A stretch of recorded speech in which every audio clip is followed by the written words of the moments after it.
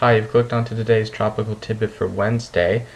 Alright, here we are with our cutoff upper low off the southeastern U.S. west of Bermuda. This is going to be backing away this way and curving back up as a long wave trough picks it up, and it's entraining an old front and a tropical wave which got dragged north of the Caribbean in here, and it will be interesting to see if we can get some sort of a defined surface low to form somewhere out in this area and get pulled under the upper low, and see if we can't get some sort of a hybrid type system moving up the eastern seaboard that might bring some nasty weather to southeastern coastal New England in a couple of days, and perhaps up near the Canadian Maritimes too as it gets pulled north. This isn't very likely to be a significant tropical development, but it will be interesting to see if we can get an active system. It's got lots of tropical moisture getting entrained into it right now, so we'll have to see if it turns out to be an interesting system. I wouldn't worry about it too much, except you might get some squally weather in coastal New England from this if it comes far enough west. We've got a couple of tropical waves out here that need to be watched. These two areas are coming into the Caribbean, and conditions aren't particularly favorable for their development right now, but upper level conditions in the Caribbean will be more favorable for mischief once these two get in here down the road in 5 to 8 days. This is Invis 96L in the Western Caribbean, Western Gulf. Let's take a closer look at this. And this is, I love seeing this. This is exactly what happened with Alex over here. You notice here's the mid-level center that was over the Yucatan last night, and this is the surface trough that was out in the central Gulf. Now this piece has come up and is heading towards northeast Texas and southwest Louisiana like we knew it was going to, bringing showers and thunderstorms and all the rest, with gusty winds into this area, nasty weather for them. But you can see that the southern part has been hanging back down here, and this is exactly what happened with Alex. You see that the area, here's the area of lowest pressures. Right here you can see you've got greater than 6 below normal in the southwest Gulf. This is where pressures have wanted to lower the most. This has been sitting here for the last 3 days, this minimum over here. When you get the surface feature to come into this area, you notice there's more of a defined spin in here. In fact, you're getting quite a nice windup going on in here. Once it got into this area, you started to see the surface structure become better defined. You get the mid-level low to start catching up to it, and eventually today and tomorrow it's going to get stacked over this, and you're going to see this try to wind up.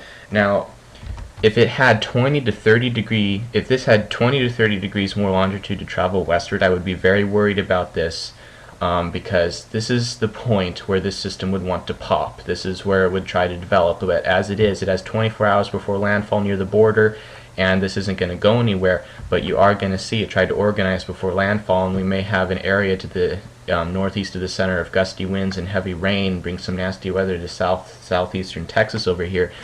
But this is great to see. This is exactly what happened with Alex. If you remember, Alex came across the surface center, ran away and went into this area, then it slowed down and started becoming better defined. The mid-level center hung back, so you had the surface center becoming better defined. All the convection was off to the east, but this eventually caught up to it. They got married, and out it came and developed and came across, and we know the rest of the story. Not into Texas, it went into there.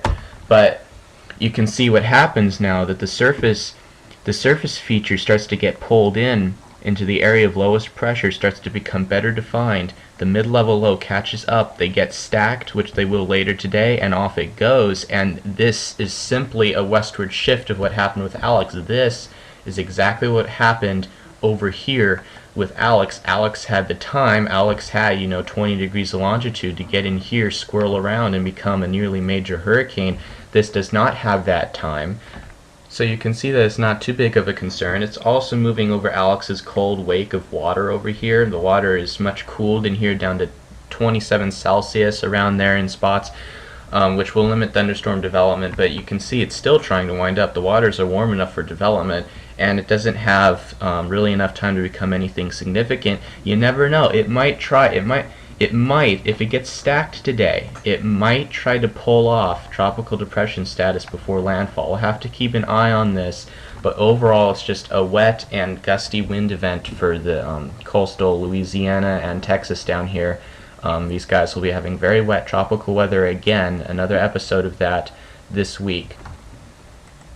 Now I'm going to jump ahead here and see if see what the pattern is going to be like for the rest of the month. This is the 60 last night GFS day 15 200 millibar forecast. I want you to notice this easterly flow aloft all the way across the Atlantic. Follow these wind barbs all the way across the Atlantic.